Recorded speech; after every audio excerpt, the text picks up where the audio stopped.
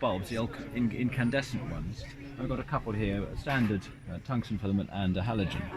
They're taking just about 77 watts. Right? If I plug in a compact fluorescent, standard compact fluorescent in here, that'll put about another 10 watts on. So that one bulb is taking much less than those two. If I plug in one of these LEDs, here, to stick it in there, it barely goes up at all on that. So that LED is using less than 1% of these old style bulbs. So it makes no sense to burn those when you can use those. A little bit more expensive, but they've got a long life. So really, everybody should be making sure they're using the latest LEDs. How much is the tank? You've got the biggest grin on your face. What was that like? That looked too easy, that did, didn't it? That was brilliant. I've never ridden one of these sort of bikes before, and you can really feel the power, the extra power it gives you. And it's completely silent, so you can you can pretend you're the pedal. It's actually you pedaling it. Well, you are, and you are pedaling, and you get that resistance that you get with a normal bike, but it's you know, it just kicks in, and it seemed very, very smooth actually. So in terms of the towpath, we are fundraising to try and get the towpath upgraded. There's lots of sections have actually become very, very narrow and overgrown. The racecourse development is coming on stream, and they're releasing developer funding, and so we're getting them to contribute to upgrading this section here and in towards where Victoria Park is in here. And is this encouraging people to cycle to work in Newbury? It's the section within the town here is very much commuter as well as a shopper and a leisure route.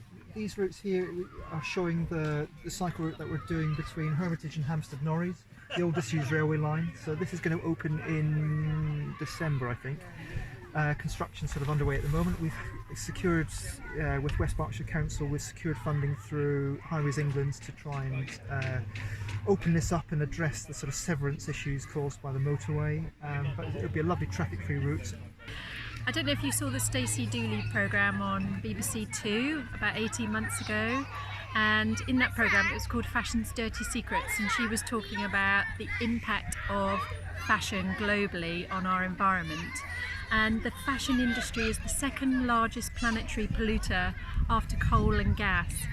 And this week I heard from Oxfam that the amount of new clothing that we buy in the UK alone has the equivalent carbon output to flying around the world 900 times every single month. So I think we're becoming more and more aware that the way we buy clothes is just simply not sustainable. And one of the things that I do is talk to my clients about how we can create more sustainable wardrobes, things that are made to last, things that we love, and things that give us confidence. And one of the things we can do is to wear more of what we already have already. Just by extending the life of our clothes by 9 months, can reduce our wastewater and carbon footprint by as much as 30%.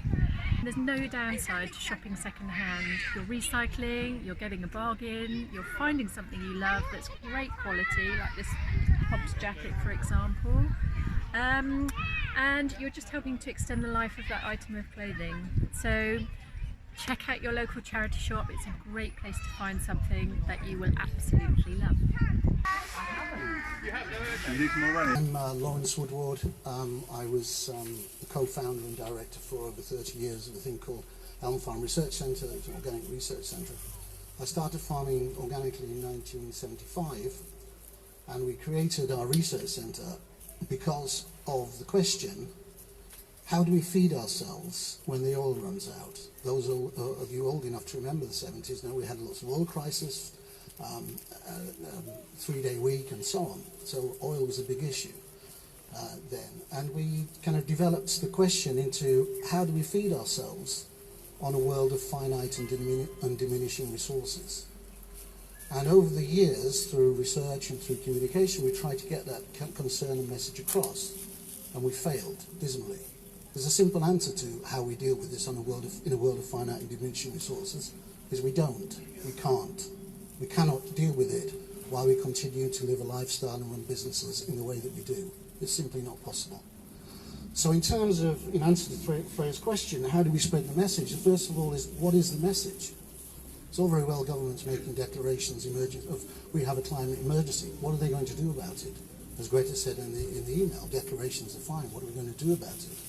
And nobody's owning up to. We're not getting across the message that we have to fundamentally change how we live our lives and organise our society.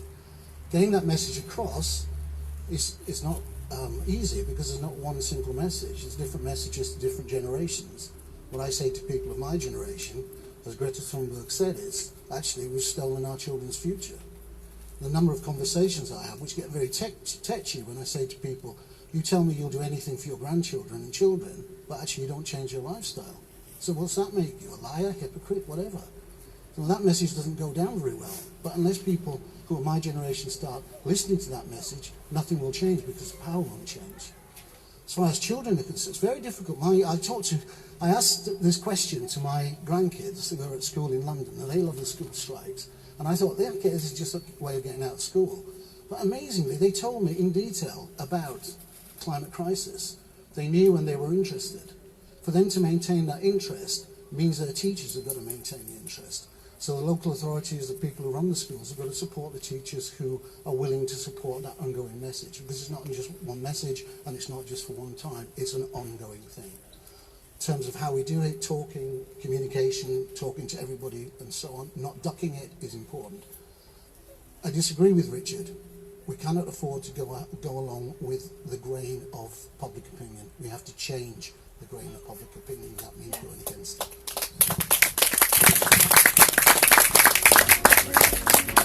So it's been an amazing day. We've had so many people, everyone has been so happy, it's been such a success. We've had, I don't know, about 100 volunteers here. We've had all sorts of stall holders, talks, so much interest in recycling, in repurposing what we can do. And this just shows what we can do as a community, pulling together with other communities. Just brilliant, and I hope this inspires other people to do the same.